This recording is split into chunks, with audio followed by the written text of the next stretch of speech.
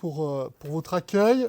Je suis très heureux d'être avec vous à Annecy et auprès de votre académie pour parler d'un sujet qui, évidemment, va vous dépayser déjà géographiquement, parce que vous allez partir aux confins de la Savoie. Et cette Savoie, on va dire, qui est la région des Échelles. Bien près du micro. Bien. Sur la région des Échelles. C'est bon ? Oui. Et en particulier d'une période qui est fort peu connue, même localement, c'est-à-dire l'existence d'un prieuré bénédictin au XIe siècle. Ce qui est un peu original, ce qui va être original dans cette conférence, c'est pas un prieuré bénédictin, il y en a des centaines, des milliers. C'est le fait que ça soit un prieuré qui a été fondé par Humbert Ier ou Blanchemin, c'est-à-dire le fondateur de la dynastie de Savoie. Voilà, c'est ça qui est surtout original. Donc je vais vous expliquer alors j'ai fait un petit plan, je vais vous expliquer donc dans cette conférence justement les liens qu'on peut connaître entre cette possession des Échelles et Humbert Ier. Deuxième partie, c'est vous expliquer la fondation. Qu'est-ce qu'une fondation d'un prieuré à cette époque-là? Qu'est-ce que ça entraîne? Et quelles sont les hypothèses que ça peut donner? Et là, je vais bousculer un petit peu certains historiens, mais c'est pas grave, c'est du bien de bousculer un peu les gens. Et puis même nous-mêmes, hein, il faut toujours faire des pas de côté pour bien comprendre. Donc, c'est-à-dire sur les origines de la famille de Savoie, et puis où Humbert Ier pourrait être enseveli à cette époque-là. La troisième partie, ça va être, on va aller encore plus loin, puisqu'on va découvrir ce que c'est que les Chaffriens. Les Chaffriens, c'est un ordre bénédictin, donc on va partir dans le Velay, encore plus loin donc, et je vais vous expliquer un petit peu cet ordre monastique, et qu'est-ce qu'il vient faire aux Échelles, et surtout dans le diocèse de Grenoble, puisque la Savoie était sur le diocèse de Grenoble, comme vous le savez. Et donc, quel lien on peut faire, et comment cette expansion peut être expliquée à travers les prieurés chaffriens. Et dernière partie, c'est la fin de vie de ce prieuré, c'est-à-dire qu'il y a un événement majeur aux Échelles, c'est la venue de Béatrice de Savoie, au XIIIe siècle. Cette princesse, cette comtesse de Provence, qui était la belle-mère de Saint-Louis, et sa fille Marguerite était mariée avec Saint-Louis, et a vécu à Paris d'ailleurs longtemps, enfin ça c'est toute une conférence, je ne vais pas rentrer là-dedans. Mais en tout cas, Béatrice décide de se faire ensevelir aux Échelles. Et à ce titre-là, il va y avoir l'installation d'une commanderie hospitalière à partir de 1260 jusqu'à la Révolution française. Et donc, à la fois le fait qu'il y a un prieuré et une commanderie au même endroit va entraîner des négociations, c'est ce qu'on fera la dernière partie, et ils vont échanger le prieuré des Échelles avec une maison hospitalière, pareil dans le Velay aussi, ce qui fera la fin, finalement, du prieuré bénédictin aux Échelles. Voilà. Donc c'est pour ça que j'ai cadré la période entre 1042 et 1273, à cause de ces deux événements. Un, le premier, c'est la fondation du prieuré, et deux, c'est l'échange avec les hospitaliers de Saint-Jean de Jérusalem. Voilà, à peu près le cadre dans lequel je vais vous entraîner. Je mets juste une minuterie pour qu'on essaye de garder aussi un cadre de temps. On va essayer de prendre 1 heure, hein, si ça vous va, pour ça.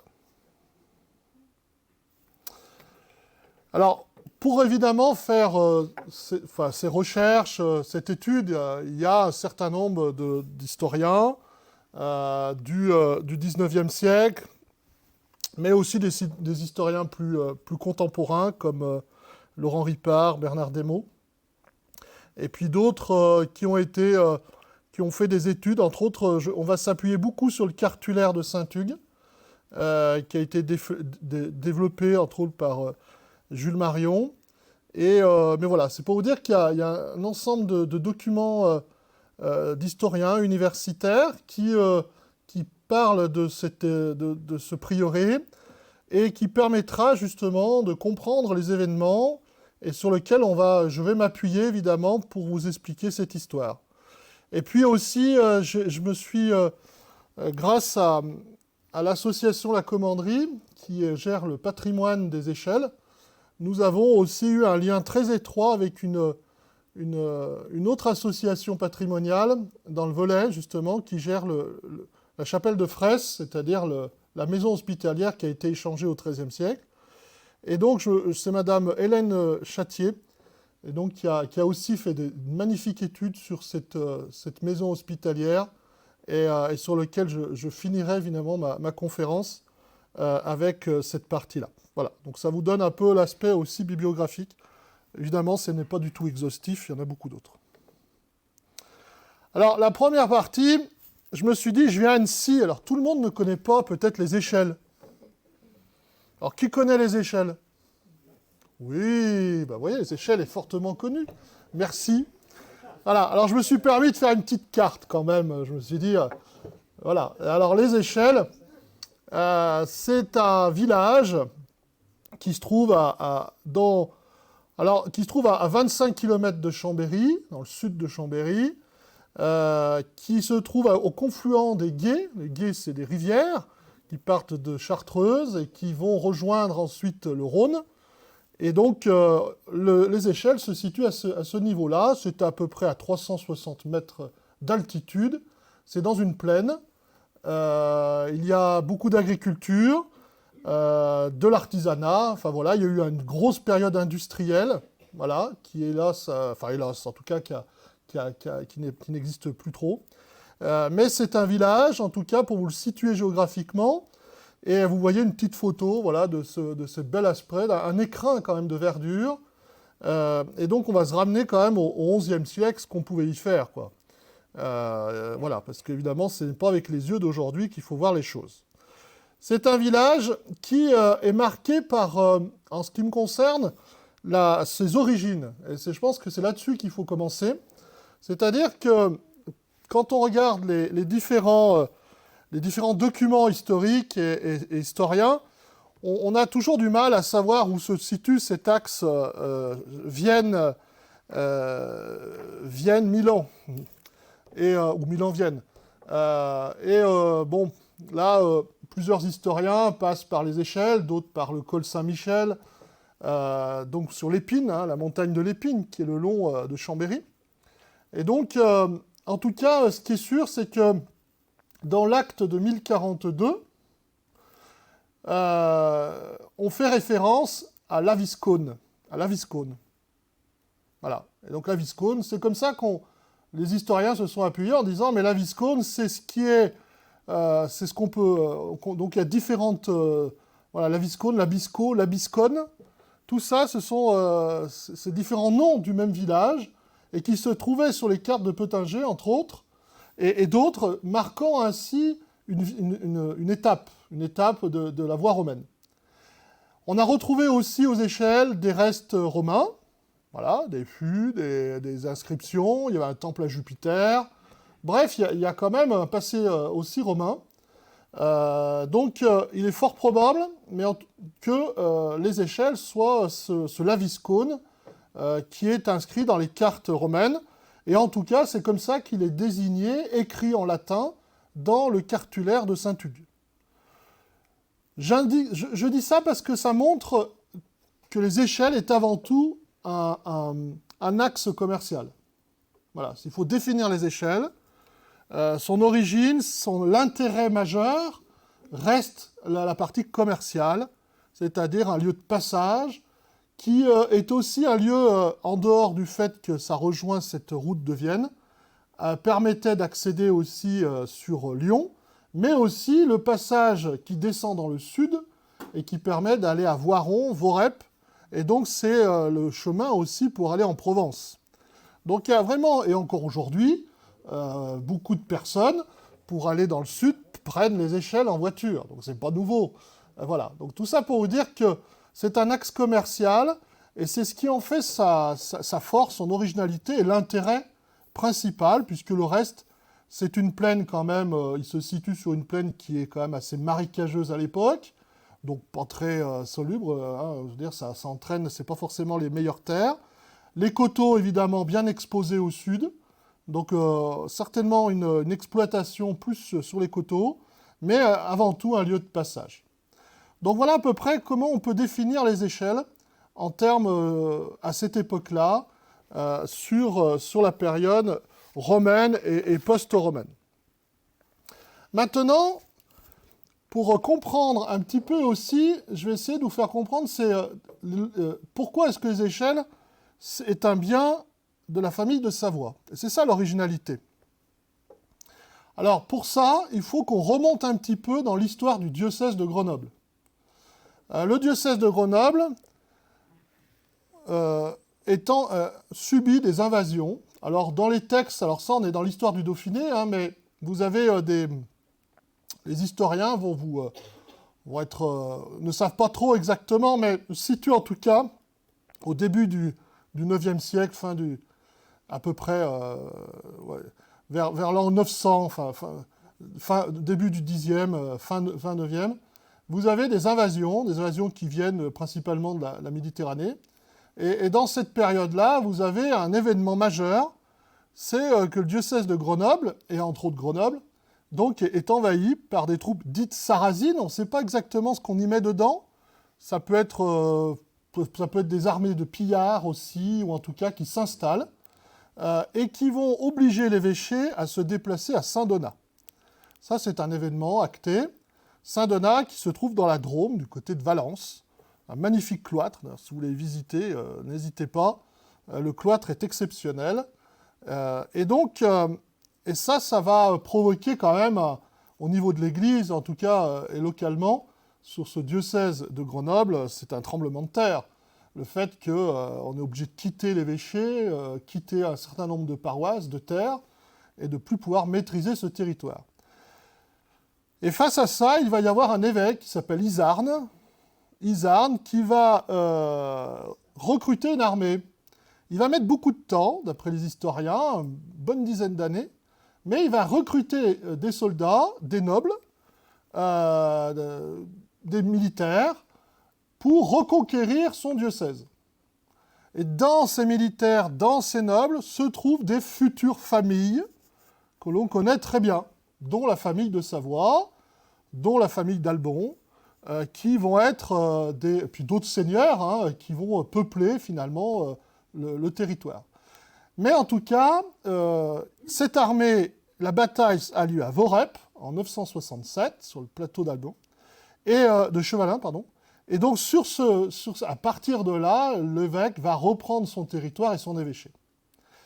Et en échange de ces loyaux services, finalement, de ces hommes qui ont donné de leur vie, il va promettre à ces nobles des terres et des biens, ce qui est normal. En plus, il fallait repeupler le territoire, le réadministrer. Donc, c'était aussi une façon d'organiser le territoire en mettant une certaine noblesse qui a donné un service auprès de l'évêque. Et donc, c'est comme ça qu'un certain nombre de biens vont revenir à la famille de Savoie. Et c'est comme ça aussi que la famille de Savoie va posséder des biens dans ce Dauphiné, qui deviendra après le Dauphiné finalement, c'est-à-dire du côté de Voiron, du côté Bauxozel, toute la vallée là qui est le sud de Voiron. Donc voilà, et ça c'est des terres qui, dans le cartulaire de Saint-Hugues, sont actées et permettent vraiment précisément de savoir de quoi ils étaient propriétaires. Et dans ces propriétés, il y a les échelles. D'où le lien, en tout cas historique, entre cet aspect diocésain et de reconquête, et aussi cet aspect d'appartenance et de possession de biens. Donc on peut dire que les origines des échelles, et c'est pour ça que c'est encore la particularité de ce prieuré, est une origine personnelle de la famille de Savoie. Voilà. Et donc possède ainsi ce mandement, ou en tout cas ce territoire qui constitue les échelles à l'époque. Donc rentre dans l'histoire, évidemment, Humbert Ier. Humbert Ier, c'est un proche de la famille. Alors on va revenir aussi à l'an 1000, enfin autour de l'an 1000, c'est-à-dire que le territoire, notre territoire, hein, et Annecy en fait partie, du royaume de Bourgogne. Et donc ça fait qu'il y avait un roi qui s'appelait Rodolphe III. Ce roi était marié avec une princesse qui s'appelait Ermengarde. Et les historiens, là il y a beaucoup de versions hein, sur les origines d'Humbert Ier, hein, et je ne rentre pas là-dedans, parce que j'en suis pas un spécialiste, mais en tout cas, tout ce qu'on peut dire quand même, c'est qu'Humbert Ier est un proche de la reine Ermengarde. Ça, c'est sûr. Pour quelles raisons? Il y a plusieurs hypothèses, soit parce que des liens familiaux, des liens vassaliques, ou, ou par mariage, etc., par alliance. Bon. En tout cas, ce qui est sûr, c'est que Humbert Ier est très proche de cette reine, il se marie donc avec Ancilie, qui est donc la femme d'Humbert Ier, avec qui il aura plusieurs enfants, et qui donnera la dynastie de Savoie. Et tout ça en lien avec très proche de Rodolphe III. On sait aussi que parmi cette famille très puissante et influente, Humbert Ier a aussi des beaux-frères. Et dans ces beaux-frères, eh ben, on a l'archevêque de Vienne. Oui, c'est quand même de la noblesse, quand même, d'une certaine élite. Hein. C'est pas de la petite noblesse. Hein, parce que quand on commence déjà à être archevêque de Vienne, ça veut dire que c'est une noblesse déjà bien placée, hein, qui correspond au niveau familial, en tout cas avec des alliances très solides, très fortes. Il y a aussi Anselme, qui est un de ses beaux-frères, qui est évêque d'Aoste, prévôt de Saint-Maurice, comme par hasard, hein, comme ça que les territoires vont aussi aller en possession à la famille de Savoie. Hein. C'est par ce biais-là, puisque ensuite Humbert Ier sera comte d'Aoste, hein, et laissera ce titre à ses enfants. Et puis Saint-Maurice, comme vous le savez bien, l'abbaye de Saint-Maurice, quoi. Donc, et puis un Ulrich qui était comte du Valais. Donc une famille élargie par mariage, par alliance, une famille puissante, proche de l'empereur, proche du royaume de Bourgogne, et aussi une famille, je vous dis, qui a des possessions personnelles. Et dans ces possessions personnelles, vous avez les échelles et une partie du Voironnais. Et ça, c'est important, puisque c'est ça qui va définir la suite. Je me permettrai quand même aussi de citer deux frères de Humbert Ier. Alors, un, Odon, parce que évêque de Belay, c'est pareil, hein, ça montre quand même leur puissance. Donc ça aussi, souvent, souvent de la famille de Savoie ont été évêques de Belay.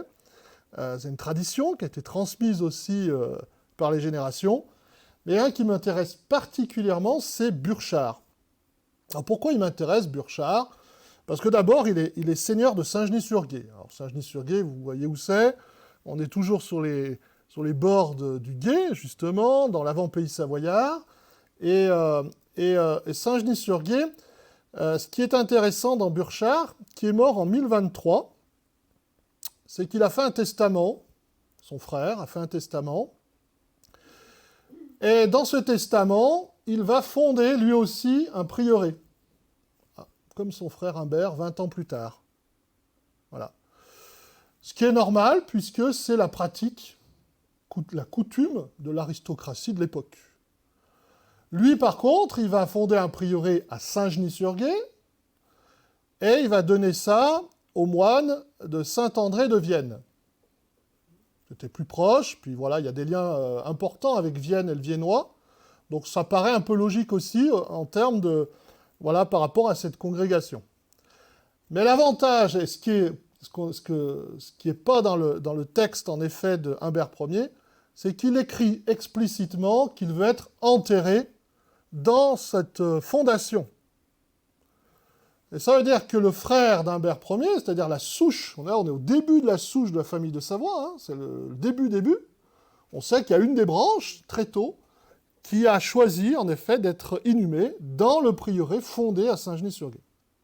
Ça montre quand même une pratique, une coutume, et une pratique de la famille de Savoie, d'être enterré sur un lieu qui vous est personnel. Voilà. Et ça, c'est important parce que ça laisse supposer aussi que même si son frère Humbert ne l'a pas écrit, on est d'accord, rien n'est écrit, c'est toute l'ambivalence et on va dire, c'est toute la difficulté, mais en même temps, ça nous laisse plein de pages de recherche et d'écriture, mais de savoir est-ce qu'Humbert Ier va être lui aussi enterré et inhumé aux Échelles. Il n'y a aucun texte qui le dit, mais il n'y a aucun texte qui ne le dit pas. Mais par contre, on sait que son frère l'a fait. Voilà. Alors vous faites la conclusion que vous voulez, chacun la fera, mais ça suppose aussi que dans la pratique, en tout cas religieuse et la pratique seigneuriale de l'époque, il était important d'être... je salue Christian. C'est important d'être inhumé sur un lieu politiquement, déjà que c'est important de marquer son territoire, et ensuite ça faisait partie de l'aspect religieux, c'est-à-dire d'avoir des moines qui prient aussi pour le repos de son âme. Donc voilà, donc c'est pour ça que Burchard a une place particulière pour moi dans cette étude. Juste pour finir l'histoire, le fils de Burchard va se faire aussi inhumer à Saint-Genis-sur-Gué. Et là, par contre, on sait que le fils d'Humbert Ier, lui, ne le fera pas, puisqu'il est inhumé au Bourget-du-Lac. Voilà. Au Bourget-du-Lac, puisqu'il a fondé le prieuré du Bourget-du-Lac avec l'abbaye de Cluny. Voilà. Donc, vous voyez que les fils n'ont pas fait la même chose que le père à ce niveau-là. Donc voilà pour vous expliquer un petit peu la famille. Hein. Mais la famille nous apprend des pratiques, nous apprend des coutumes propres, et permet en effet d'avoir des hypothèses sur les Échelles, sur ce bien et sur Humbert Ier. J'aimerais aussi citer, parce que c'est pas forcément très connu, sauf dans le Voironnais, le comté de Sermerins. Voilà. Parce que le comté de Sermerins, c'est quand même une page de l'histoire importante de ce territoire du Voironnais. Et donc, je me suis permis, alors elle n'est pas très belle ma carte, hein, mais bon, je fais avec les moyens du bord. Vous avez ici une carte, vous voyez bien, Voironnais, donc le Sermerins, c'est tout ce qui est en... Peut-être levé pour ça, parce que... Voilà, le territoire du comté de Sermerins, c'est tout ce qui est rouge, là, et puis la limite verte. Voilà, c'était tout ça, le comté de Sermerins. La capitale, c'était Voiron. Voilà. Et en bleu, vous avez les propriétés d'Humbert Ier. Voilà. Donc, vous voyez bien ce que je disais au départ, que la famille de Savoie possédait un certain nombre de terres importantes, des châteaux, sur le territoire du comté de Sermerins. D'ailleurs, Humbert Ier est cité parfois comte de Sermerins. Voilà. Donc, ça veut dire qu'il y a des racines très fortes de ce côté, de ce territoire-là. Et on peut citer Voiron, important, Voiron, Tolvon, Boxozel. C'est vraiment des noms qui est vraiment des premières périodes de cette famille de Savoie. Et qu'est-ce qui va se passer? Alors pourquoi il y a du rouge et du vert? C'est pour finir la petite histoire. C'est que ce comté a été créé, en réalité c'est une unité administrative, un comté. Et il a été créé à la suite pour que le diocèse de Grenoble puisse se rebâtir, se reconstruire lorsqu'il y a eu la fin de la période sarrasine. Mais en réalité, ce territoire appartenait à Vienne, au diocèse de Vienne. Et le diocèse de Vienne a eu la générosité de donner le territoire, mais ils n'ont pas donné le nombre d'années, de prêter ce territoire ou de donner ce territoire pour aider Grenoble à se reconstruire, à se rebâtir. Parce que là-dedans, il y a tous les impôts, entre guillemets, on va dire ça aujourd'hui comme ça. Hein, il y avait toutes les ressources. Voilà. Donc ça veut dire que ce comté de Sermerins, c'est un comté qui a été provisoire, qui a eu une durée limitée, voilà, entre ce Xe siècle, et il va finir vers le début du XIIe, où un évêque de de Vienne, pardon, va dire, écoutez, maintenant vous allez nous rendre le territoire, vous n'en avez plus besoin, quoi. On vous l'a prêté, c'est bien, maintenant vous êtes costaud, hein, vous avez remis à flot vos finances, les églises sont construites, bon, bah, maintenant vous nous rendez ce territoire. Évidemment, l'évêque de Grenoble refuse, il dit, bah non, je ne vais pas quand même abandonner tout ça. Et donc ils vont aller tous vers le pape, et c'est le pape qui va trancher. Et le pape, pour ne pas faire d'histoire, il coupe en deux. Voilà. Et ça, c'est très politique. Donc on coupe en deux, tout ce qui est rouge, c'est ce qui va revenir à Grenoble, et tout ce qui est vert, c'est ce qui va revenir à Vienne.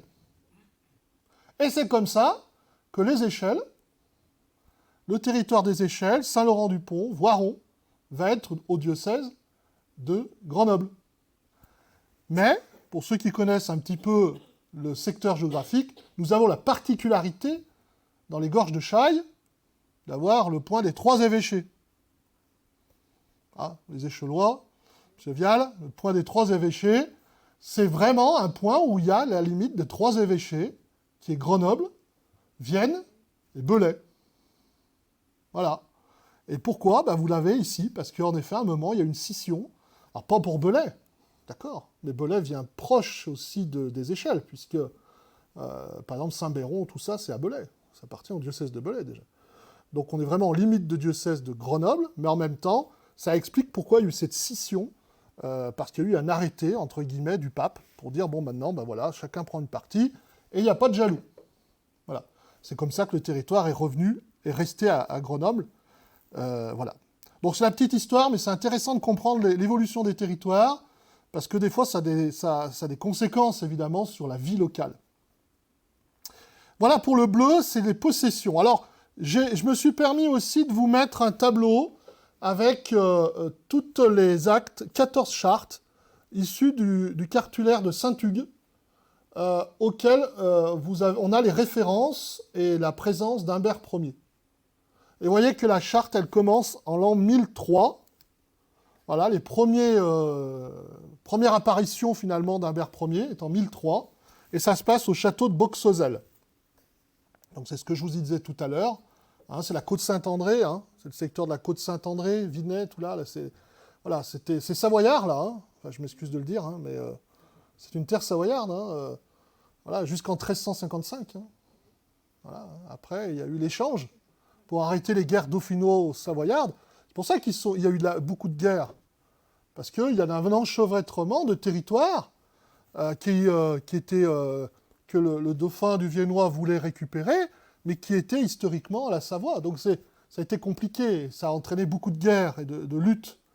Mais 1355, ça sera l'échange, ça sera la fin, en effet, et les territoires, chacun l'accord va se trouver à ce moment-là. Et vous avez donc différents lieux, voilà, où vous avez la présence d'Humbert Ier. Alors attention, hein, la présence, ça ne veut pas dire que c'était un bien propre. Hein. On est bien d'accord aussi. Hein, Taloir n'est pas un bien propre d'Humbert Ier. C'était au roi de Bourgogne. Ainsi que les Mains, à Chambéry. C'est une fondation de Randolphe III, les Mains. Hein, donc, par contre, vous avez le Bourget du Lac, qui est un bien propre. Voilà. Et son fils, c'est comme ça que les comtes de Savoie vont se retrouver au Bourget du Lac aussi. Hein. Ils vont faire un château, ça va être c'est un lieu important pour l'histoire de la Savoie. Et puis les Échelles, vous voyez, c'est le dernier acte, 1042. Le dernier. Tiens, par hasard, ils fondent un prieuré, et c'est le dernier acte, puisqu'il va mourir tout de suite derrière. Enfin, tout de suite, quelques mois après. D'où encore l'hypothèse de se dire, s'il fonde ça pour le repos de son âme et de sa famille, c'est pas pour rien, c'est aussi, peut-être, pour être inhumé dans ce lieu. Encore une fois, je n'ai pas de réponse officielle, mais c'est des hypothèses quand même très fortes. Quelques photos pour vous faire envie d'aller visiter ces lieux. Voilà, donc Boxozel, allez-y, c'est très joli. Alors c'est un peu loin, mais ça vous fait une belle balade. Il y a un joli château comme ça, c'est savoyard, hein, voilà, je m'excuse de le dire pour les Dauphinois, mais... Et donc, un très beau lieu de pique-nique aussi. Bon, les Mains, évidemment, hein, mais les Mains Chambéry, hein, vous connaissez, l'église de les Mains, territoire de Chambéry, qui n'est pas dans un bon état, par contre, c'est vrai qu'elle mériterait plus d'attention. Et puis très proche, Bourget-du-Lac, magnifique lieu, superbe. Et puis on peut aller aussi sur la Val d'Aoste, évidemment, puisque il y a eu des actes faits par Humbert aussi sur ce territoire. Mais vous avez vu qu'il avait un beau-frère qui était responsable de cette vallée. Donc c'est pas pour rien qu'il est là. Voilà. Alors on va s'occuper un peu plus maintenant des échelles. On va revenir sur les échelles. Maintenant qu'on a compris un peu le territoire, on a compris les enjeux, le personnage d'Humbert Ier, et on va donc, je vais vous montrer, alors, je remercie, alors, il n'est pas là, Gérard Boursier, qui est le président de l'association La Commanderie, pour les photos que je vais vous transmettre, des vieilles photos, et qui permet de mieux comprendre un peu le territoire. Alors d'abord, les échelles, qu'est-ce qu'il y a à l'époque d'Humbert Ier? Je vous ai dit, c'est une route commerciale. D'accord, ça c'est acté. Il y a une motte castrale, il y a un château, il y a quelque chose. Hein, donc c'est un lieu avec un château. Ce château, le premier acte, c'est 1107. On n'a pas d'acte avant. Mais, en tout cas, c'est un lieu fortifié. C'est un promontoire, hein, donc c'est intéressant, parce que vous voyez toute la vallée, on voit très bien le commerce passer. Et ça permet de gérer vraiment ce territoire. Et puis ce château va prendre beaucoup d'importance parce que Béatrice de Savoie va venir fonder la commanderie dans ce château, donc va donner de l'argent pour l'améliorer, le construire. Elle va établir la chapelle où elle va être inhumée dans ce château aussi. Et puis, 1355, c'est la frontière. C'est-à-dire que jusqu'à présent, la frontière, elle était loin, elle était à Voiron, au niveau des États de Savoie. Là, ça va être le Gué. Donc tout de suite, le château va prendre une importance de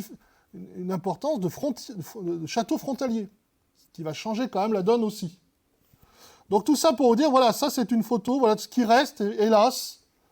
Le château des Échelles est un château qui a été ruiné, il reste des pans de murs, il a été ruiné par les guerres de religion, et principalement les Diguières, que vous connaissez peut-être sur ce territoire. Et donc, il y a eu un combat très violent aux Échelles, avec des canons, qui a détruit le château, qui a détruit la chapelle de Béatrice de Savoie, et qui a détruit la commanderie, finalement, hospitalière, en 1595. Voilà. Donc, ça n'a jamais été relevé, évidemment. Et puis après, avec le traité de 1600, le château a été démantelé, de toute façon. Donc voilà, mais quand même, à l'époque d'Humbert Ier, il y a quand même cet aspect fortifié.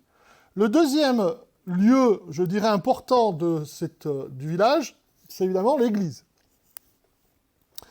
Alors l'église, évidemment, ce n'est pas l'église d'origine, même si on a une vieille photo.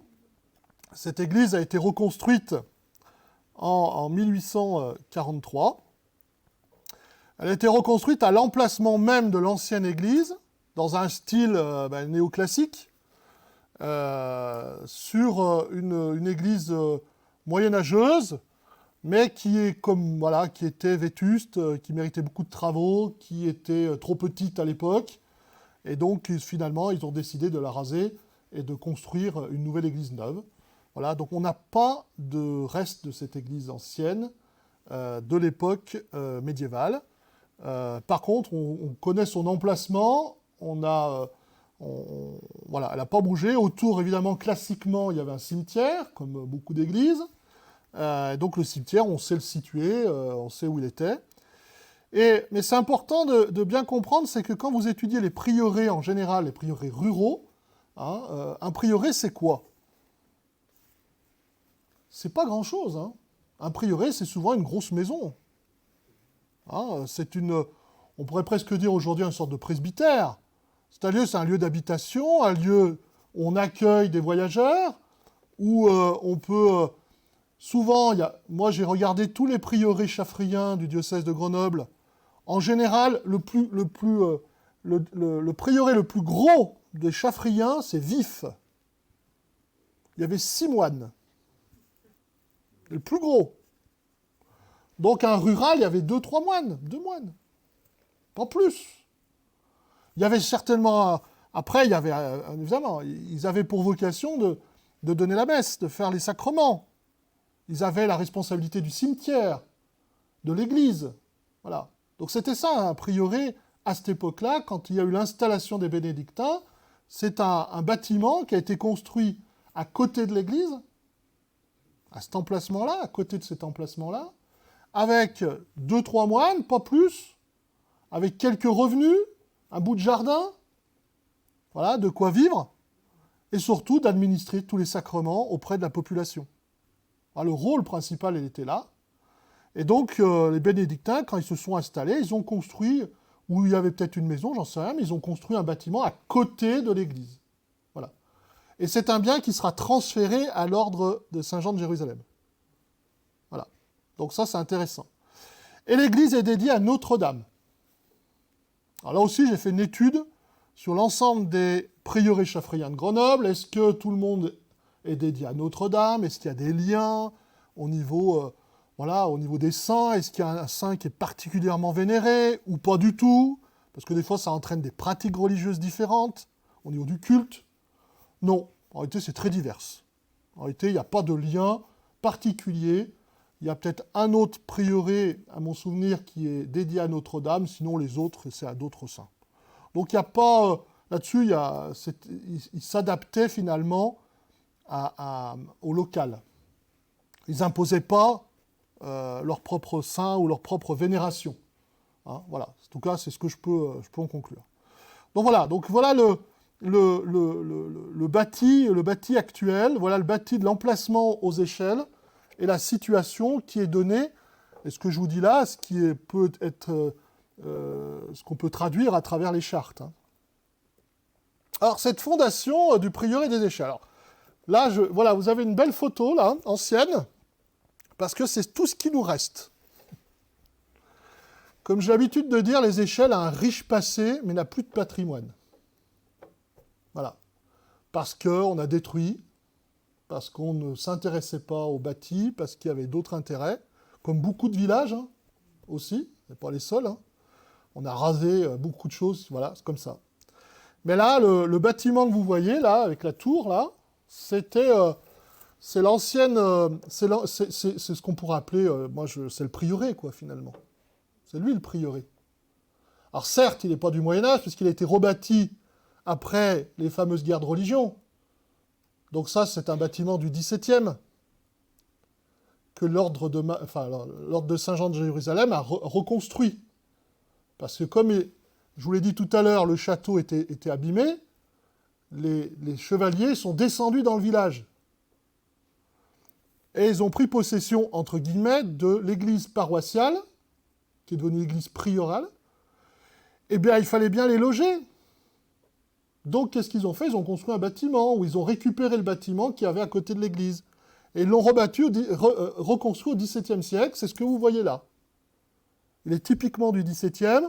Il a servi pendant de nombreuses années pour des activités pastorales. Hein, il y avait les Sœurs de Saint-Joseph qui l'ont occupé au XXe siècle. Il y avait les patronages, hein, dans les années 50 aussi, tout ce qui était patronage. Voilà. Et puis dans les années 70, la commune a décidé de faire un parking. Voilà, parce que ça paraissait plus utile de faire du parking à cette époque-là. Et donc, a rasé le bâtiment. Il était certainement vétuste, hein, ça c'est sûr qu'il ne devait pas être en bon état non plus. Hein. Mais ce qui fait que c'est pour ça que cette photo a beaucoup d'importance, puisque c'est un des rares où on voit encore le bâtiment debout. Voilà. Et ça, c'est l'ancien prieuré, qui se trouve à côté vraiment de l'église. L'acte de fondation, donc ce qui nous intéresse finalement aussi, le 1042. Bon, je vous ai fait un résumé de cet acte. Évidemment, vous pouvez le retrouver en latin. Hein, là-dessus, il n'y a pas de souci. Il dit simplement, je le dis avec mes mots, hein, Comtimbert cède à l'abbaye Saint-Laurent de Grenoble, dépendant de l'abbaye bénédictine de Saint-Chaf, ses droits sur le patrimoine de l'église des Échelles, anciennement appelée Lavastrone. Donc c'est ce que je vous ai dit tout à l'heure. Le lien étroit avec... voilà. Dédié à Sainte Marie, Mère de Dieu. Donc c'est ce que j'ai fait aussi comme étude avec les patronymes, pour y fonder un prieuré avec les dîmes, les prémices et le cimetière, et les oblations, ainsi que les églises qui existèrent dans ladite paroisse qui n'ont pas été rebâties. Alors, dans cette phrase-là, j'ai déjà expliqué beaucoup de choses, mais je n'ai pas expliqué la fin. Ce qui m'a intrigué, moi, c'est pourquoi il dit que ça a été rebâti. On dirait qu'il y a eu quelque chose, quoi. Il y a des églises en ruine, quoi, finalement, sur ce territoire. Pourquoi? Qu'est-ce qui s'est passé? Alors, quand on regarde un peu les historiens, très peu d'historiens en parlent, d'abord, sur cette... voilà. Mais, je crois que j'ai vu peut-être... il y a eu une hypothèse, c'était de dire, c'est à cause des Sarrasins. Les Sarrasins, ça fait 70 ans qu'ils étaient partis. Donc, la question qu'on peut se poser, est-ce qu'en 70 ans, là, on n'avait pas la capacité de reconstruire un bout de chapelle, un bout d'église, quand même? Ce qui me paraît, surtout dans une période fortement chrétienne, impossible. Vous savez, quand vous allez en Syrie, moi je pense à l'actualité d'aujourd'hui, mais quand vous allez en Syrie, quand vous allez voir les chrétiens d'Orient, la première chose qu'ils font, malgré tout ce qui s'est passé, c'est de reconstruire leur église. Donc j'estime que dans une foi profondément chrétienne, face à la guerre, face à des calamités ou quoi que ce soit, c'est important, c'est très symbolique, c'est spirituel, c'est ce qui ancre la communauté. Et donc, attendre 70 ans pour se dire c'est toujours pas construit, c'est un peu bizarre. Donc finalement, je n'ai pas validé cette hypothèse. Et donc je me suis dit, qu'est-ce qui pourrait entraîner que les églises soient détruites à cette époque-là, de la fondation? Et finalement, il y a un événement qui a lieu beaucoup plus tôt, qui a lieu 10 ans avant la charte que je viens de vous montrer, qui est la guerre de succession de Bourgogne. Alors, c'est une vieille histoire. Les guerres de succession, on en a eu. Pas ce qui a manqué dans l'histoire. En Savoie, en tout cas, il y en a eu beaucoup. Avec l'Espagne, avec tout ce que vous voulez, la France et tout. Donc, en tout cas, mais il y en a une qui date de 1032. C'est la guerre de succession de Bourgogne. Et je vous ai dit tout à l'heure que Humbert Ier était très proche du roi de Bourgogne, Rodolphe III. En 1032, qu'est-ce qui se passe? Ce bon roi, il meurt. Bon, une fois qu'il est mort, il faut trouver un successeur. Et là, on va y avoir deux clans. Il va y avoir le clan de l'empereur, Conrad, qui dit non, ce territoire, il est à moi, je le récupère. Avec lui, la reine veuve Ermengarde donc, est favorable à l'empereur. Et donc, Humbert Ier est favorable aussi à l'empereur. On voit le côté gibelin de la famille de Savoie. Voilà. Donc ça veut dire qu'on voit bien que notre Humbert Ier va être un fidèle, et on le sait, c'est des fidèles à l'empereur, donc c'est comme ça aussi qu'il va avoir des récompenses. Et tout ce réseau alpin, il va être issu de ça. C'est la clé des Alpes. Et les empereurs ont bien vu l'intérêt d'avoir des fidèles sur ce territoire-là par rapport à cette famille. Donc, et l'autre camp, c'est qui? L'autre camp, c'est la population, enfin, je veux dire les bourguignons, c'est-à-dire les gens locaux, qui, eux, l'empereur, c'est loin. C'est un peu comme chez nous aujourd'hui. On n'a pas trop changé, finalement. Enfin, on n'a pas changé, sur beaucoup de points. Mais c'est pour dire que tout ce qui est un peu centralisé, voilà, comme on dit, c'est à Paris. Oui, c'est un peu le même principe, c'est tout centralisé. Nous, on sait mieux, etc. Donc, ça veut dire que il y a un collectif, si je puis dire, on prend les mots d'aujourd'hui, un collectif, finalement, de seigneurs et d'évêques qui vont se constituer et qui vont dire non, c'est pas l'empereur qui sera roi de ce territoire. Ça sera le neveu du roi, qui s'appelle Eudes II de Blois, son nom, et qui vont désigner comme successeur de Rodolphe III. Là-dedans, il y a des évêques. Il y a l'évêque de Lausanne, c'est vraiment des locaux. Il y a l'archevêque de Vienne, il y a l'archevêque de Lyon, il y a l'archevêque de Maurienne, et puis et le comte de Genève. Donc il y a des grands seigneurs qui favorisent ce parti-là, c'est-à-dire le parti bourguignon. Et donc, qu'est-ce qui va se passer? Évidemment, les deux camps ne sont pas d'accord, et donc il va se passer la guerre. C'est la guerre de succession. Et cette guerre de succession, comment elle arrive aux échelles? En étudiant le parcours de Eudes II de Blois. Parce qu'on sait que de Blois a passé le Jura avec son armée, est allé sur Lausanne. Alors, il y avait des partisans, hein. Donc, des fois, il faisait la guerre, il pillait. Des fois, il était accueilli, on l'acclamait, évidemment. Mais ça dépendait des villages, ça dépendait des partisans. Donc, il va à Lausanne, il passe par Saint-Maurice, il monte le petit Saint-Bernard, le grand Saint-Bernard, et il redescend sur Aoste. Vous voyez le schéma classique. Et sur Aoste, il rencontre Humbert Ier. Il était là-bas. Alors lui, il n'avait pas une armée, hein. Il n'était pas équipé. Donc Humbert Ier, qu'est-ce qu'il fait? Il fuit. Il n'a pas le choix. Il prend le petit Saint-Bernard. Il redescend par la Tarentaise. Il va dans la Combe de Savoie. Et donc, Eudes de Blois, il le suit, hein. Le but, c'est d'avoir tout le territoire qu'avait Rodolphe. Donc, il le suit, il fait pareil, petit Saint-Bernard, Tarentaise, Combe de Savoie, très bien. En plus, la Maurienne, c'est son allié, donc il reçoit des troupes de la Maurienne. Donc, voilà, il se renforce, il fait une bonne armée. Et puis, pendant le voyage, Eudes de Blois, comme disent les historiens, il se dit, je vais me faire couronner à Vienne. Là, c'était la tradition. Les rois de Bourgogne se faisaient couronner à Vienne. Donc il dit, je vais me faire couronner à Vienne. Maintenant que j'ai le pouvoir, que j'ai l'armée, que tout se passe bien, allons à Vienne. Et quel est le chemin pour aller à Vienne? Les échelles. Donc on arrive à regrouper des événements. Et en plus, il va passer par les biens de son ennemi, Humbert Ier, qui lui est en fuite. Et qui va certainement retrouver les échelles et le Voironnais, puisque c'est là-bas où il a des châteaux, où il peut se réfugier un peu. Et ça, on est en 1032. Et en 1032, moi je suppose dans cette histoire qu'en effet, les troupes de Blois, allant à Vienne pour se faire couronner, passent par les échelles, qui étaient la voie, et donc en s'arrêtant, enfin en passant par les échelles, a certainement pillé le village, puisqu'il appartenait en plus à son ennemi. Alors profitons-en, hein, il faut bien payer les soldats, il faut bien en profiter un petit peu.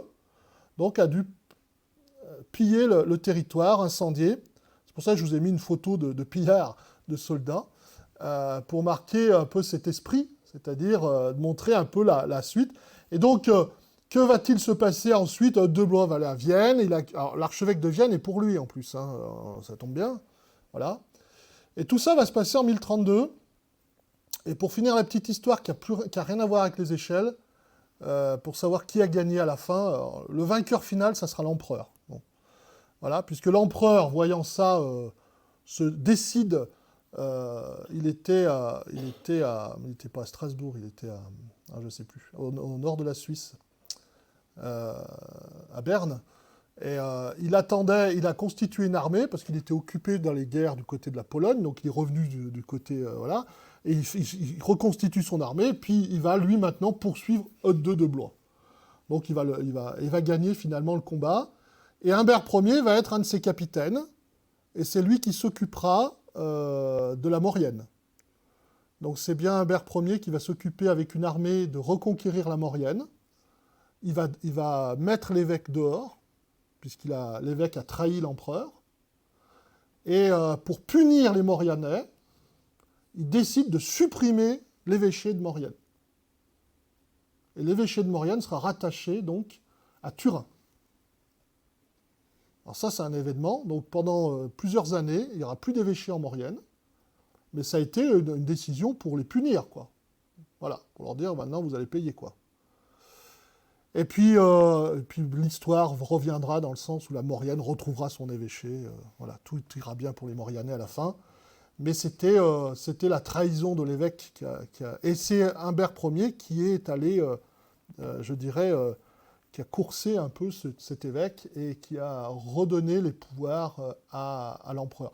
Et en remerciement de ça, c'est comme ça qu'Humbert Ier va avoir des territoires en Maurienne. C'est-à-dire qu'en remerciement de ses actes de fidélité envers son empereur, l'empereur va le dédommager et lui apporter des biens. Et c'est comme ça que le comté de Maurienne, à un moment ou à un autre, arrivera du côté des comtes de Savoie. Donc voilà un peu l'histoire, mais c'est une histoire pour finir, pour bien comprendre le contenu. Mais nous, ce qui nous intéresse, c'est ça. C'est finalement que dans ce que vous avez vu dans l'acte de la charte, les églises ont été en ruine. Et pour moi, en tout cas, dans l'étude que j'ai faite, il y a une raison historique qui fait que 10 ans avant la fondation du prieuré, 10 ans, ça peut être tout à fait raisonnable, les paroisses, et en tout cas les villages, ont été certainement pillés et incendiés par les armées bourguignonnes. Donc ça, c'est pour un peu compléter le texte que je vous ai mis là. Voilà, c'était pour finaliser ce texte, pour le comprendre dans sa globalité, et vous montrer mot par mot, finalement, comment on peut interpréter cette fondation. Quelques photos, voilà, des échelles, voilà, avec le prieuré. Alors, je vais montrer peut-être, parce que... Pas bien. Ça, voilà, là, c'est l'entrée du prieuré sur la route de Chambéry, voilà, à gauche. Et puis, sur la photo là-bas, tout au fond, c'est le prieuré. Vous avez vu la tour c'est de l'autre côté. Donc là, c'est la façade côté rue, finalement. Et vous voyez que le bâtiment qui subsistait, finalement, au XXe siècle. Et ce prieuré, encore une photo avec la rue des Chambéry, là. Voilà. On le voit derrière les messieurs au milieu de la rue, là. Ben, c'est le prieuré qui était encore debout à l'époque. On voit les arcades des échelles qui existent encore. Voilà. Et donc ce prieuré, comme je vous l'ai dit tout à l'heure, a été rasé dans les années 70. Mais il y a eu quand même toute une histoire à travers la commanderie. On finit notre page avec Humbert Ier. Humbert Ier, je ne vais pas me fâcher avec les Maurianais, je les aime beaucoup. Ils ont un cénotaphe à la cathédrale, à l'entrée de la cathédrale de Maurienne, de Saint-Jean, qui représente Humbert Ier.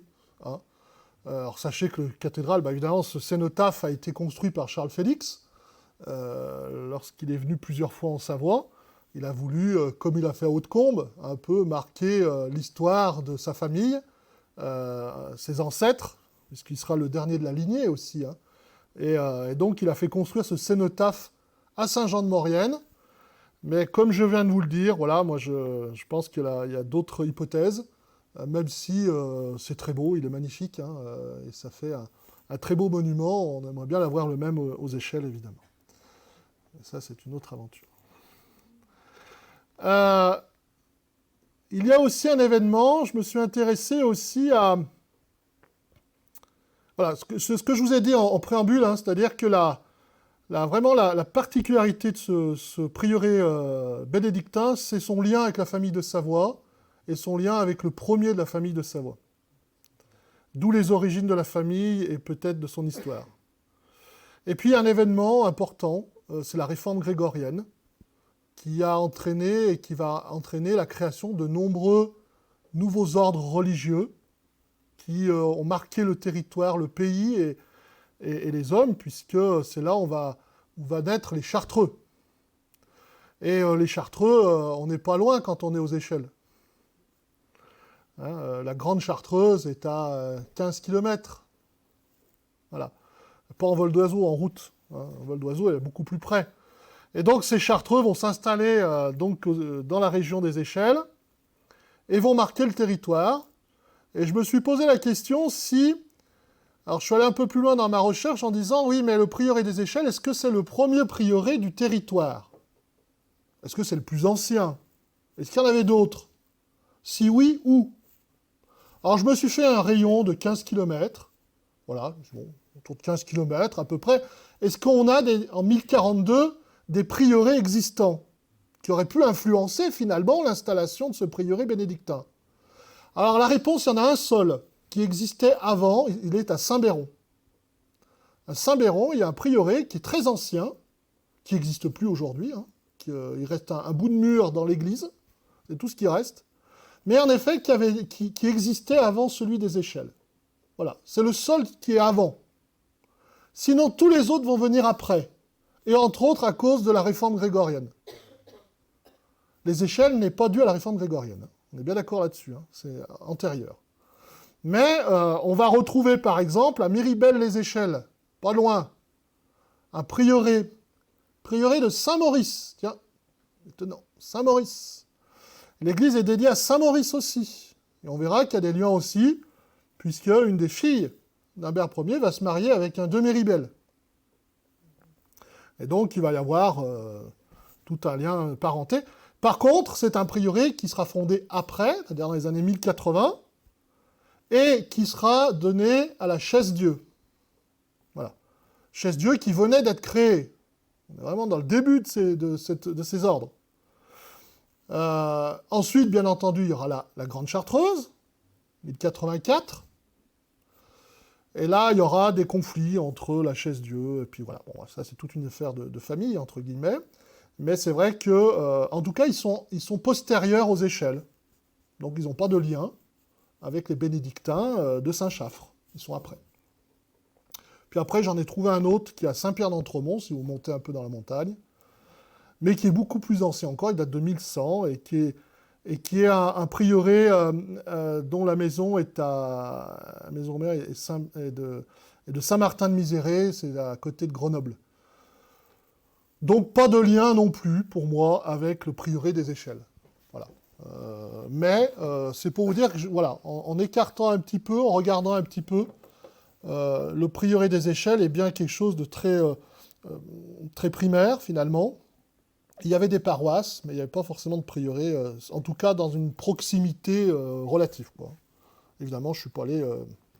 il y avait à Voray, puis il y en avait à Grenoble, évidemment, mais je pars dans un territoire, on va dire, pas non plus trop élargi. On va maintenant aller un peu plus... On va se développer notre regard sur Saint-Chaffre et comprendre un petit peu ce développement de Saint-Chaffre.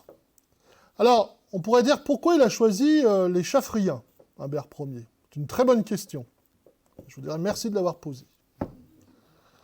Alors, je ne sais pas exactement. J'ai eu une seule réponse, c'est que son père avait eu des liens avec, on le retrouve, des liens avec l'abbaye de Saint-Chaffre. Voilà. Mais très peu, quoi. Peut-être... mais c'est le seul lien que... Enfin, voilà. J'ai pas... En tout cas, tout ce qu'on peut dire, c'est que l'abbaye de Saint-Chaffre, c'est une abbaye qui était fondée dans le Velay. Donc, par Saint Calmel, alors toute une légende hein, derrière Saint Calmel, 5e siècle, etc. Mais c'est une abbaye qui a pris énormément d'ampleur. Et surtout, il y a eu beaucoup de donateurs qui l'a rendu extrêmement riche. Extrêmement riche. Et je dirais que la période florissante est du 10e au 13e siècle. Ça s'arrêtera au 13e siècle, là c'est la décadence totale. Mais avant, ça a été très florissant. Et vous voyez que les Échelles fait partie de la période florissante. Donc c'est un peu, voilà, c'est l'extension. Ça se développe parce qu'il y a des donateurs. Et donc je vous invite à aller visiter quand même aussi cette région, hein, qui est très jolie. Voilà. Et il y a eu des Moissac, entre autres, vous avez à droite. Ils ont gardé quand même un patrimoine extrêmement riche sur ce secteur-là. La chance d'avoir encore des églises voilà, du Moyen-Âge. Et puis aussi une richesse, hein, puisque vous avez comme je vous le montre ici, voilà, le trésor aussi de Moissac, qui est issu donc des Chaffriens. Voilà, donc de l'art très magnifique, hein, ces reliquaires. Et donc une extension du 9e au 13e, avec au total, et je vous mets le total, 235 possessions, qui comportent à la fois des prieurés, des églises, des chapelles, différents types de biens. Et dans ces possessions, vous en avez 55 en Isère. C'est intéressant de voir un peu aussi la répartition sur l'ensemble du territoire, dont certains, et vous voyez, certaines églises existent encore. Voilà, un patrimoine roman d'une magnifique qualité, et encore avec, comme la Provenchère, donc avec des bâtiments magnifiques et qui sont dans le style chaffrien. Voilà, puisqu'évidemment, aux échelles, on n'a plus rien de l'époque chaffrienne. Donc c'est pour ça que je me suis inspiré, j'ai voulu regarder voilà, le style qu'ils avaient aussi architecturel. Et vous voyez que donc, une expansion par des donations uniquement, hein, c'est vraiment... et donc finalement, il ne faut pas s'étonner que ça arrive à Grenoble. Hein. Alors l'histoire raconte que on a l'arrivée des Chaffriens en l'an 1012. C'est la première, c'est-à-dire c'est l'évêque de Grenoble qui va confier le monastère de Saint-Laurent de Grenoble à l'abbaye de Saint-Chaffre. Il le confie parce que c'était la décadence dans le monastère, c'est-à-dire les moines étaient faisaient un peu n'importe quoi, ne respectaient pas la règle. Et donc, l'évêque a voulu recadrer tout ça, et donc va donner cette abbaye aux Chaffriens. En plus, ils avaient des liens, parce qu'il y a eu des abbés de Saint-Chaffre qui ont été évêques de Grenoble. Alors, il y a des liens comme ça, hein, aussi de personnes, de connaissances. Saint-Hugues connaissait l'abbaye de Saint-Chaffre, hein, donc, vous voyez. Saint-Hugues est quand même le grand saint de Grenoble, quoi. Donc voilà, donc ce prieuré donc, suit une logique géographique, voilà, suit en tout cas un ensemble de dépendances. Et puis, il y aura deux axes. Alors, c'est pour ça que je vous ai mis, je vous ai fait une belle carte. Hein. Je me suis intéressé comment s'est développé ces prieurés chaffriens. Est-ce qu'il n'y avait que les échelles? Sinon, où étaient les autres? Et vous voyez, tous les points verts et rouges. Voilà. Alors, j'ai mis deux couleurs parce que, pour moi, il y a deux axes de développement. Il y en a un qui est lié à Saint-Laurent de Grenoble, qui est les pions, enfin les ronds verts. D'accord? Il y en a un qui est lié à Saint-Michel de Connex, et donc les pions rouges. Ça reste des prieurés chiffriens dans les deux cas, mais la maison mère n'est pas la même. Voilà, c'est la seule différence. Et donc, et vous voyez que les échelles fait partie donc du côté vert. Et donc, à part Saint-Laurent de Grenoble, je vous ai dit, un des gros prieurés, ça reste Vif, qui est un prieuré très important au niveau des prieurés chaffriens. Et puis, ils ont développé aussi des prieurés du côté de Bourdoisan, en Loisan. Voilà ce qui est noté. Et puis, un qui va nous intéresser, parce que je dirais deux mots, mais très rapide, c'est Saint-Innocent. On se rapproche d'Annecy, finalement. Mais c'était un prieuré chaffrien, à l'origine. Et puis, je me suis permis aussi de mettre en rouge, du côté de la Trinité, la Croix, la Rochette, aussi le développement chaffrien qu'il y a pu avoir, qui n'a pas duré longtemps, mais pour vous dire qu'il y a eu aussi des paroisses qui ont été influencées par l'abbaye de Saint-Chaffre. Donc voilà cette belle carte qui vous démontre comment s'est développé finalement très rapidement, parce que ça a été très rapide, hein, ça a été autour d'un siècle, hein, ça commence en 1012, on peut dire entre 1012 et 1110, pratiquement tous ces points étaient déjà occupés. En 100 ans, il y a eu un développement exponentiel, je pourrais dire, de l'implantation des prieurés chaffriens dans le diocèse de Grenoble. Et dedans, il y a les échelles. Donc les échelles suivent quelque chose d'assez commun. Ce n'est pas une exception, les échelles. C'est ça que ça veut dire aussi. Et ça, c'est important de le noter. Alors je me suis dit, est-ce qu'il existe encore des prieurés d'époque encore bâtis, pour voir un peu le style, leur implantation, leur orientation, je ne sais pas, qu'est-ce qu'on peut en tirer finalement. Bon, il reste quelques bâtiments, mais ce n'est pas du 11e, c'est au milieu du 13e, c'est-à-dire de la fin du prieuré des échelles.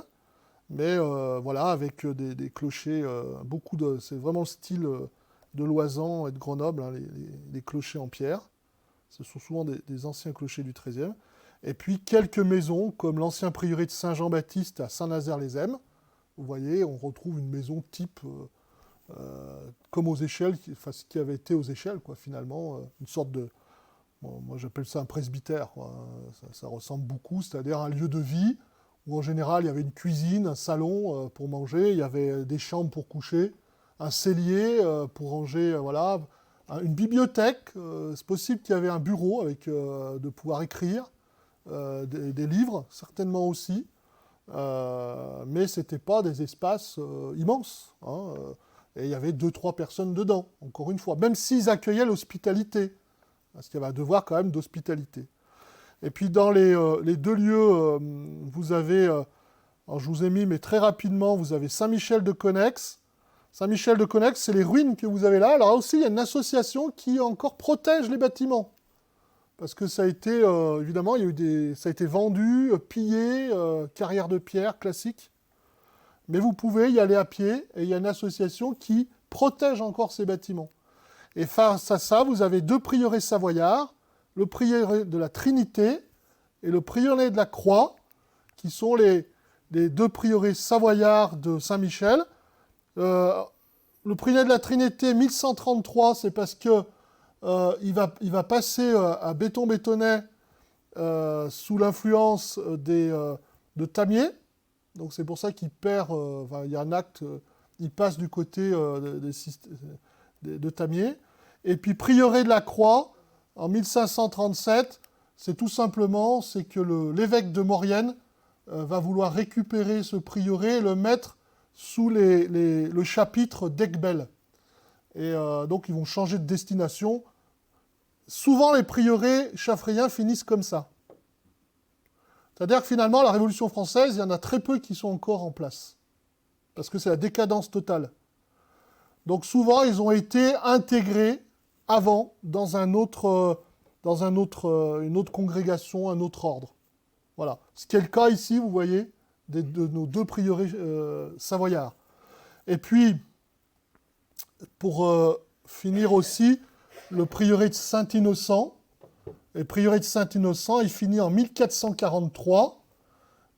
Lui, il a été donné aux moines de l'abbaye de Hautecombe par Amédée, alors je ne sais plus lequel, vous allez me dire, c'est Amédée VII, le pape, celui qui a été pape, c'est le 7 ou le 8 ? 7 ? C'est le 7 ? Amédée VIII.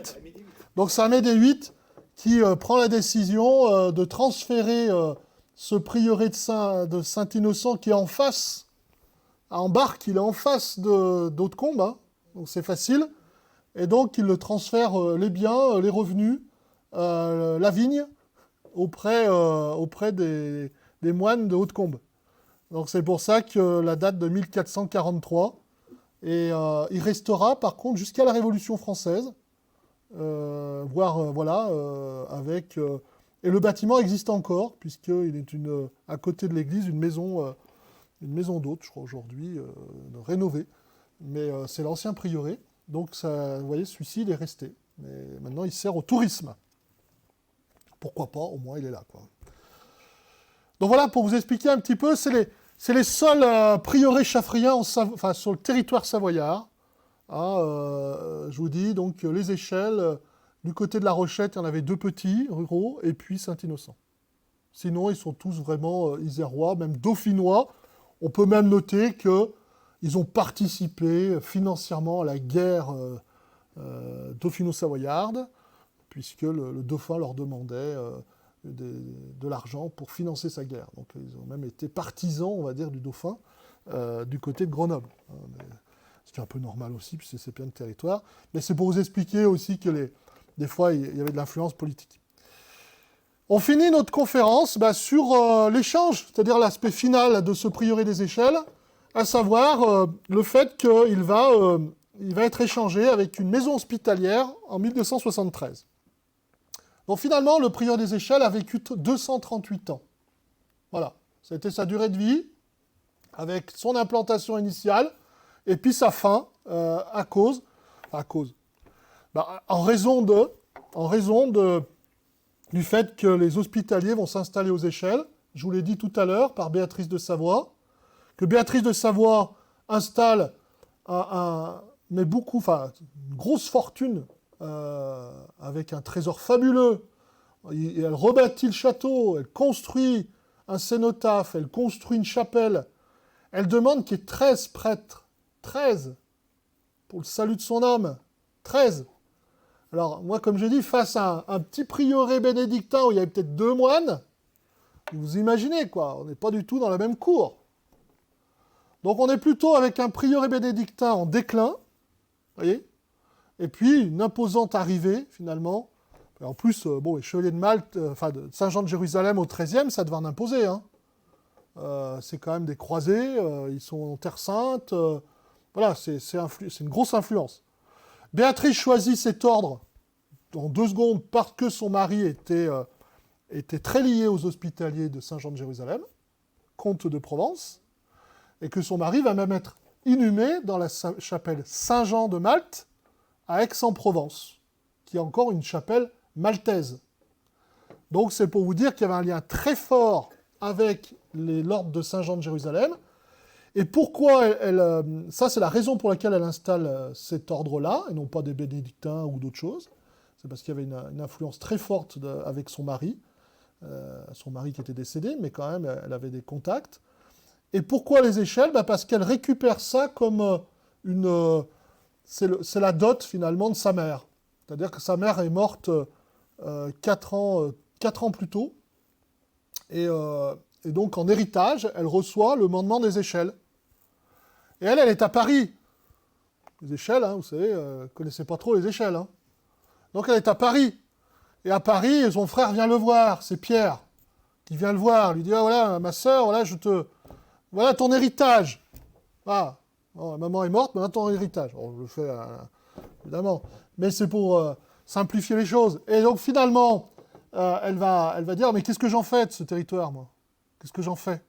Et donc, elle se dit, je vais fonder une commanderie et je serai ensevelie dedans. Voilà. Ouais, une tradition encore, de nouvelles.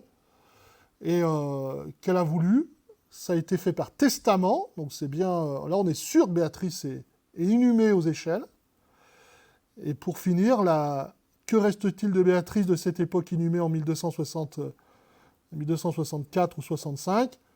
Il reste son crâne, qui est à l'abbaye de Hautecombe, qui a été récupéré in extremis par une paroissienne des Échelles, suite à la Révolution française, qui a pillé l'église, qui a jeté, comme beaucoup d'églises d'ailleurs, a jeté les ossements dans la rue, ou dans le gué, en tout cas, elle les a balancés.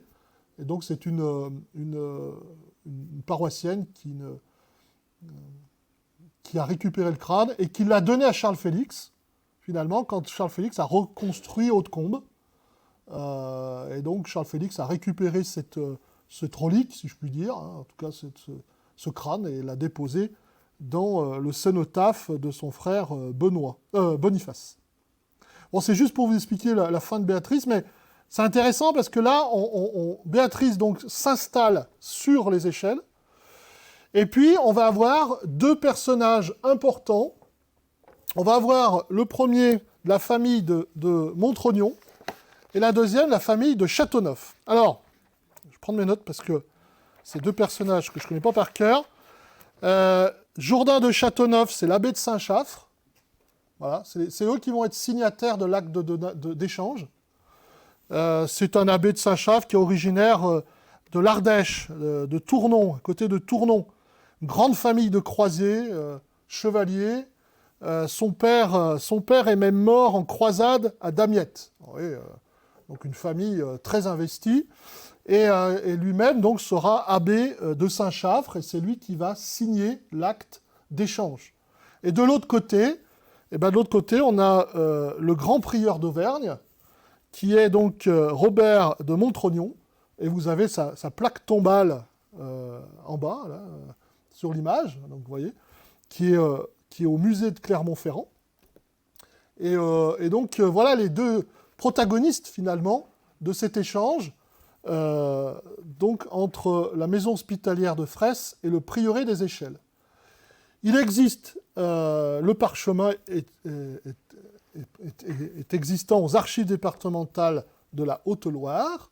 Donc, voilà un extrait, une mauvaise photo, mais une photo quand même, qui montre l'existence de ce parchemin, et dans lequel tout est écrit, en effet, sur l'acte d'échange. Voilà.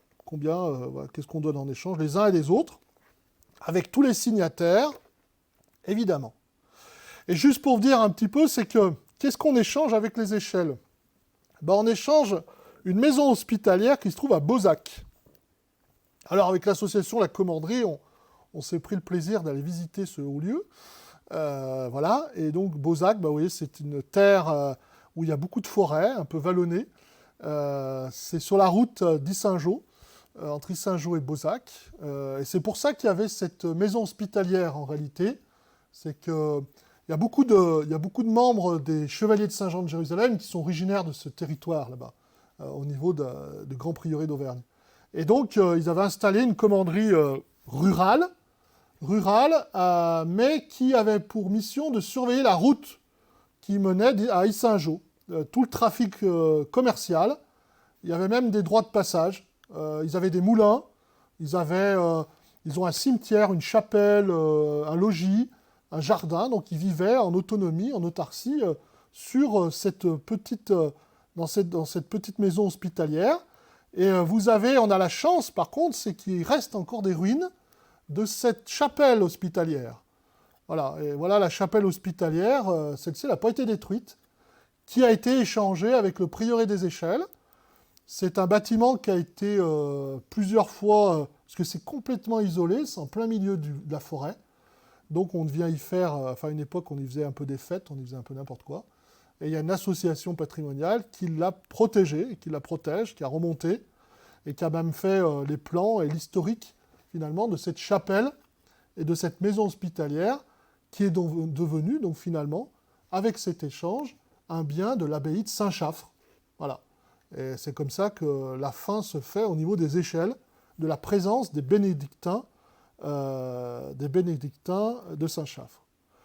Donc pour conclusion, on s'aperçoit, et je résumerai un peu ce que je vous ai dit, que le prieuré de Saint-Chaffre s'inscrit vraiment dans l'histoire de Savoie, puisqu'on est aux prémices finalement de cette famille, qu'on s'aperçoit qu'il y a aussi, je vous ai parlé de l'histoire du diocèse de Grenoble, hein, donc avec l'évêque Izarde, et puis en lien étroit avec l'expansion de l'abbaye de Saint-Chaffre, des prieurés en tout cas, de l'influence des prieurés dans notre région du diocèse de Grenoble. Donc c'est pour dire que voilà les trois protagonistes qui font partie de cette histoire. L'histoire aussi raconte, et c'est ce que j'ai pu vous dire, que l'incendie des Échelles, pour moi, est dû à la guerre de succession de Bourgogne, puisque historiquement, ça peut caler. Ça explique en tout cas la situation des églises et des villages en 1042. Et puis, l'histoire aussi qu'Humbert décide cette fondation laisse supposer aussi qu'il pouvait très bien y accueillir une sépulture, comme son frère, et comme la tradition, comme ses fils aussi, puisque les fils ont fondé et se sont ensevelis aussi dans leur fondation, donc qui était une tradition de la noblesse de l'époque. Donc c'est très plausible aussi pour que ça soit ainsi. Et puis, un prieuré des Échelles, je vous l'ai dit aussi, qui est très classique dans son fonctionnement, à côté d'une église, un cimetière, un petit prieuré rural, voilà, en lien avec le diocèse de Grenoble. Il rentre dans l'histoire, pour moi, il rentre dans une histoire assez classique, globalement. Ce qui fait vraiment l'originalité, ça reste son lien étroit avec la famille de Savoie. Et puis ce qui fait son originalité, c'est cet échange avec les hospitaliers de l'ordre de Saint-Jean de Jérusalem, hein, et de voir comment s'est fini finalement cet échange avec la maison hospitalière de Fraisse. Donc ça, c'est les deux points d'originalité de cette histoire de ce prieuré,